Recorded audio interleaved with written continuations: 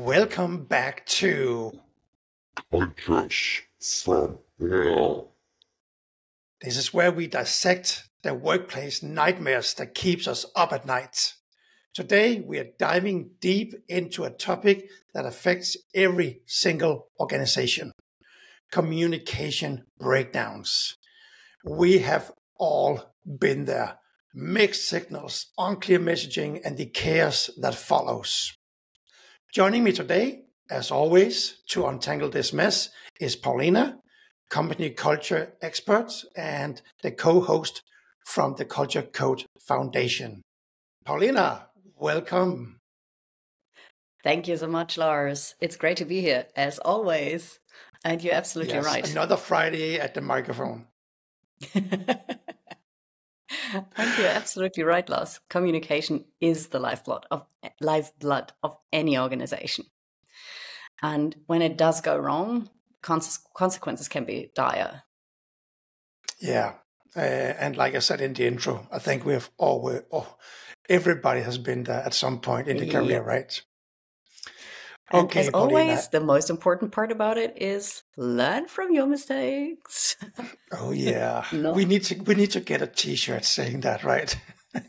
Yeah, that's a good idea. Paulina, let's start with the basics here. What are some of the most common communication errors you see in companies? I would say the things that are most common are probably lack of clarity, lack of consistency, in like communicating inconsistently across departments or even within the same team, and for sure, lack of empathy. And all of these three things can lead to, obviously, misunderstanding, confusion, mistrust, and low morale.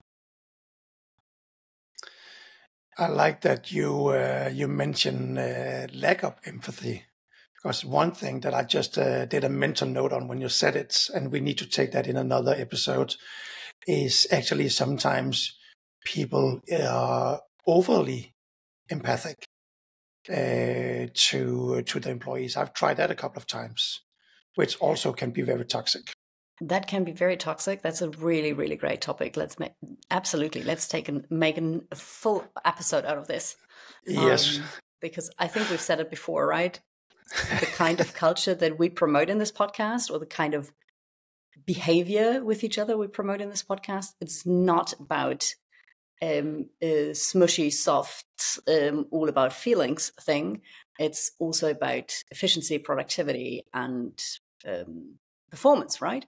Mm-hmm. And so you need there are barriers in each direction, and there are taking things over the top. So yes, great topic. We'll park that. We'll park that for now. Okay, let's imagine a scenario. A company announces a major reconstruction with email or via email with no prior warning or context. What consequences might this have? And I have tried that.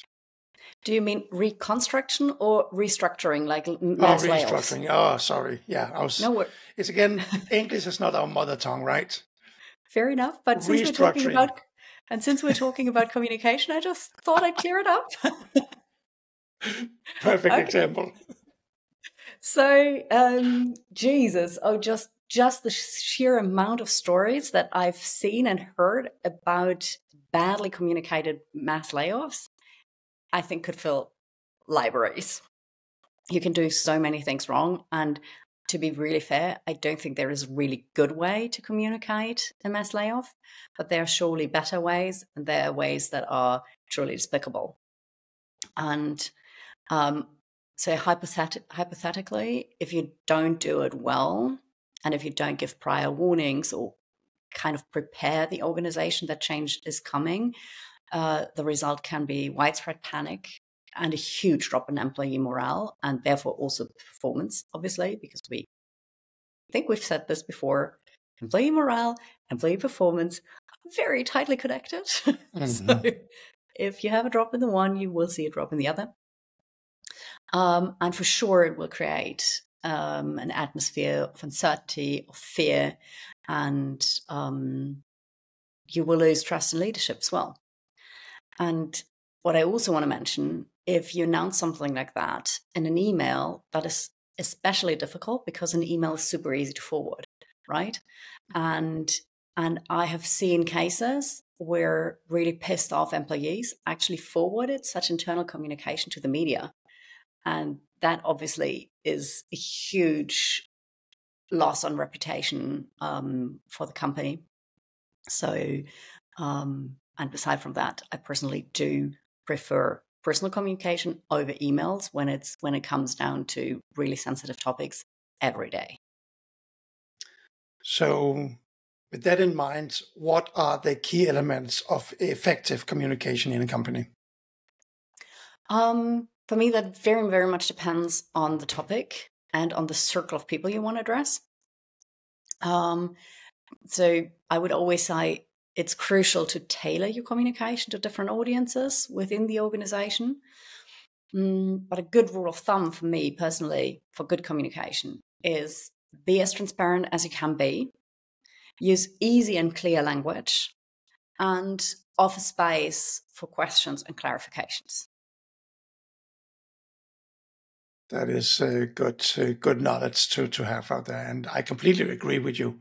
I would always prefer that people are just straightforward, because if they're kind of trying to wrap things up or they're not being completely clear, me personally, I will just always sit there with like a knot in my stomach, right? You know, like, oh, what are they going to do next? Will I be the next one to be laid off or something like that, right? Sure. And sure. that is not good for my morale, at least. I don't work really well with that kind of pressure. And nobody does. No, I mean, there's positive pressure, but if pressure turns to, or brings you into the fear zone, and we've talked about this before, that's just not doing any good things for anyone. Nope. Let's be real. Okay, so Paulina, many companies, they believe they communicate really well, and I think we have both heard and worked in places where they think that, but they very often fail. What are the common myths you would like to debunk about communication or company communication? I think the topic that I'd really like to debunk is that you've communicated things once. You can just expect people to follow up on it, right? And so you just have to say once and then it's done and la di la la. That's simply not true. So consistency in follow up or in follow through is also super, super relevant. So in effective communication, you should always set like deadlines and clear to-dos and clear responsibilities, and then make sure that you after giving space for questions and clarifications, that you then follow through on those deadlines and the to-dos, because otherwise things get lost in the reality of work life, right? And also just really make sure that you drill down your communication to the essentials, like what I said before, clarity of message and clear and easy language is just so crucial. And because the clearer, the shorter, the more concise the message is, the easier it will be to follow up on it. And with message, I don't just mean written messages. I also mean anything you communicate verbally. Mm-hmm. And so I got a follow-up question to that one. Because sure. you and I, we both come from sales. Yes. And we know that in a good sales call, it's very crucial to get kind of the potential clients' acceptance that they actually understood like everything you said in the call, and do you have any other questions and so on. So one thing is the communication that you as a leader give to the employees, but isn't it always also the same that you get that kind of confirmation back that they have understood the message and they are okay with it, or if they have any other questions and so on. So it's just not a one-way street, right? Absolutely. And I love that you brought this up, because I completely forgot one of my major things when it comes to communication in organizations. Ask questions. Like, Yes. seriously, honestly, don't just tell people things. Ask more questions and ask better questions. And that goes for sales and that goes for leadership, just in the same way. Right. And that's And probably relationships. and relationships. Oh, yeah. Very well, Lars. And probably the most important lesson you learn from sales when it comes to questions: don't ask closed-ended questions. So don't ask, do you have any questions on this? But rather ask, what kind of questions do you have? Or which points have I not made clear enough? So that you actually get answers and not just a head nod or a yes or no or whatnot, right? Mm-hmm. So thank you for bringing this up. I completely forgot about it. You're so welcome. Okay, Paulina, the next topic we have for today's podcast, I am looking forward to this, because you just sent me the teaser on WhatsApp saying, Lars, I'm going to share a personal story. I'm going to put myself out there. So can you share a mistake you've made that in hindsight was a very important learning? Yes. Since we're talking about communication, this is obviously a communication mistake that I'm going to share. And as Lars just said, I didn't bring a story from anybody else, but this is actually a personal story from myself. And probably one of the biggest communication blunders I made in my career. So that was actually quite a few years ago. It was in one of my very first leadership roles. And I was promoted to a leadership role to lead the team that I previously was a member of. So I was basically now the primus inter pares within the same team that I had been hired into, which is always already kind of a delicate situation. And especially since one of my team members had also applied for the same leadership position as I had. And they were older than me. They had been in the company longer than me. On the operational side of things, they were more experienced than I was. But I had more leadership experience at that point already. And so I was selected to give the promotion to, and not them. And so it was, and I already didn't really know how to handle that situation, and I didn't really get a lot of support from my superior. And on top of that, HR took forever with the paperwork. And I'm a bit cautious when it comes to announcing a promotion before having signed a contract, because I've been burned by that before. That's another story for another time. So I didn't want to say anything or communicate anything before the paperwork was actually done. And the paperwork was done on the 5th or 6th of the month. And so basically 5 or 6 days after I was unofficially promoted to the role already. And I didn't want to waste any more time. I just wanted to get it out there. I was super nervous about taking on this role, etc. And yes, hello, Ego, my old friend. I also wanted to announce that I got promoted. So I communicated to my former peers pretty bluntly that I was now their boss, and basically telling, and like the situation was so shit all around, because it was not just me being super blunt about it. It was also just telling them basically, oh, and by the way, that we had beers 3 nights ago. I was already your boss back then. So it was like, oh, Jesus. It was really real shit show, honestly. Please. So, not proud of that kind of communication. Definitely very, and that's probably where my lack of empathy also comes from. It was blunt. It didn't take into consideration how they were feeling, what it would do with them, that their former paramour was now the team lead. It was just, I didn't think about their perspective. I didn't take time to communicate it well. I didn't take them aside one by one. I can answer to the full team, and I think about just about everything about this communication was really badly done from my end. And I paid for that. I paid for it dearly. They were really pissed off, especially the one that thought that they would get promoted instead of me. And so the entire team was really against me, and they really made my life difficult because they were just like trying to prove to me that I wasn't right in the position. And it took me months to rebuild the kind of trust we had before. It took me months to make them function as a team again as well. And I managed to do it in the end. But to all of you out there, I think if you listen to it, I think you know who I mean. I think you remember the situation as much as I do. I'm sorry. that was really bad communication and really bad leadership style. That's actually why we made this podcast, because you and I can both go out and say sorry to everybody we stepped on along the way.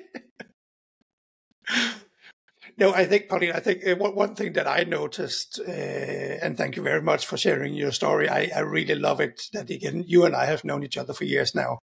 And I love it that we actually started doing this podcast because we learned stuff about each other that we didn't know. So yeah. I really like that you share these stories and being very honest about them. And we do learn, and we do learn more about each other in every episode. So it's really interesting. So I like that too. When we get to episode 300, it's like we know everything about each other, right? Here's hoping. One thing I noticed in the story, or one thing that I made a pin on, is that you said you were very young, or you were younger at least, and you are very young still, so you must be really young. She just made a heart for me, for everybody just listening to the podcast. I like it. Which woman doesn't like to be told that she's still young when she's definitely hitting 40? Oh my God, you're so young. Pushing 40. It's pushing 40. You're so young still. No, back to the topic. You said that you were young when you were promoted, and I think that is also and you actually, when you said it, you in the same sentence or in another sentence said, "Hello, ego, my old friend," right? Mm-hmm. And I think that's also a very important learning from this. That I think that everybody, the younger you are going to have more ego or less experience in life. In general. So I think that if you're promoting a very young person as a manager or as a leader, I think that somebody in the company have to like coach them really, really well, saying like, this is how you succeed in your role as a leader, especially if you have people working under you that are more senior or more experienced than you are. You have to let that ego go. It is so much poison. It is poison. I want to take this apart a little bit, because ego per se is not poison. Ego taken overboard is poison. And especially for young women, right, more ego usually is a good thing. Let me put it this way. Self-confidence and trusting in your abilities and being proud for getting promoted, etc. All of that is a good thing. I would never say anything against that.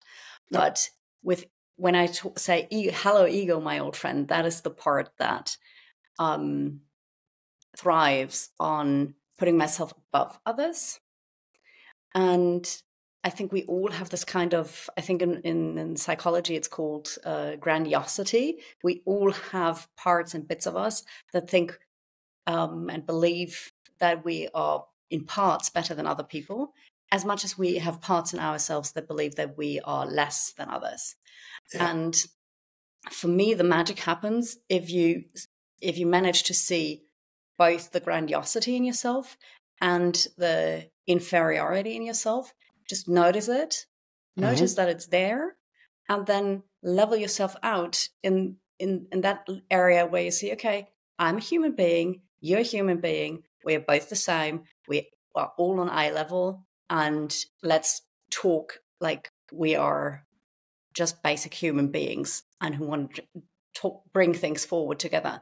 So take both the high notion and the low notion out of it and level out at eye level. I think that is the super crucial point when it comes to communication and just detecting your own ego as well and making sure that it doesn't harm you in any you or anyone else, right? And as you can imagine, I learned that. I need to be better at doing that. We talked about before going on the show that I can sometimes have a bit of a temper, and I'm really stubborn.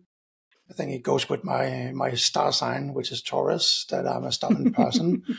And I try. I don't always succeed, but I try that when I feel that I just want to say no to everything, that I have to stop and breathe, because I can get so stubborn and it just hurts me every time. Yeah. And that's the point, right? I mean, and I think it's very, very hard to learn, because you have to be very conscious of your own behavior and your own reactions and what's going on in your own world of thoughts and feelings. And let's face it, none of us is being taught how to do this unless you do extensive therapy. So I also learned it the hard way. But I have seen time and time again, every time I manage to do that, every time I manage to level myself out on this, between the grandiosity and the inferiority, it's really amazing, and it really changes and shifts the communication and also the connection that you then can build within the communication to the person you're talking to. And the other point that you made, that especially a young leader needs support and coaching and training from their superiors, is absolutely crucial. I think I said it in the very first episode that we ever made, like 4 weeks ago. But for me, that is so basic, that a company supports young leaders in how to tackle this kind of situation. Exactly. And I mean, that's a second personal story now that I didn't plan on telling. But in my very first leadership role, I was also promoted above the person who had actually hired me, and as their intern. And then I became their manager within a couple of months. And that was a super awkward situation for me, because they were also a friend of mine, and I really didn't know how to handle that. And they were really hurt, not necessarily by me, but by the situation itself. And I didn't have the tools to make them feel better and to take away the hurt. And so, yes, absolutely, to every company out there, help your people succeed in their role as a leader. You're not just going to do good things for them. You're going to do good things for your entire organization, because effective leaders, effective communicators will drive your performance and will make your employees happier, give more morale, and you'll just do magic. Just do it. Just do it. And your company would just do better in general. Exactly. For everybody just worrying about like stock shareholders and making money and so on, that will follow as well. Yeah. So I'll repeat, just fucking do it. Do it. Did you just swear on the show again, Paulina? Yeah, I know. Please remember to beep me out. I'm going to beep you out on this one. Okay, Paulina, we are getting close to the end of today's episode. I'm going to ask you a question, but I'm going to twist it. Yes. And say, do it the other way around. Say, if somebody wants to ensure they fail at communication, what should they do? Ooh, I love that. Okay, so first of all, blatantly ignore any feedback. Check. Then assume that everyone understands your perspective. And thirdly, probably communicate only when absolutely necessary. Ooh, and my newest favorite, because I was just confronted with something like that in my career, like from a customer, simply don't talk to your team. That's also really great. Just don't talk at all. Just communicate in writing and do so in a really, really negative way. That'll do the trick. And for everybody that just jumped to this section of the podcast, we are kidding. Do it the other way around. Okay, so Paulina, we are getting to the end. So just to sum up, clear messaging, empathy, and active listening are essential for avoiding communication disasters. So remember, communication isn't just about talking. It's about being understood. Oh, yes. Yes. As always, Paulina, great pleasure. Thank you very much for sharing your own story and your expertise. If the listeners out there want to communicate with you or connect with you and so on, where can they find you and where can they find Culture Code Foundation? Yes. So you can find my company at culturecodefoundation.com. And you can follow us on LinkedIn, and me personally, you can also follow on Instagram. Lars is trying to get me to do TikTok as well, but oh yeah, it's going to take me a bit of time. Remember, I'm pushing 40. But for sure thing is, I'm personally really, really passionate about helping companies build healthy communication cultures. I'm passionate about helping individuals get better at leading or at also just navigating work life. And so happy to hear your stories. Either DM me or Lars, or I would love to hear your story and share it in this podcast. And for everybody, we are gonna link to all channels, websites, and so on in the show notes. So just click, DM us. We are very passionate about this, and we are gonna be keeping you anonymous throughout everything if you want to share your story, and we'll appreciate that. And remember, as always, give a thumbs up to the podcast, give it a 5-star rating, and also if you have any feedback, positive or negative, just DM us and we'll be happy to hear from you. Thank you everybody for listening. Thank you so much, everyone. Talk to you next week.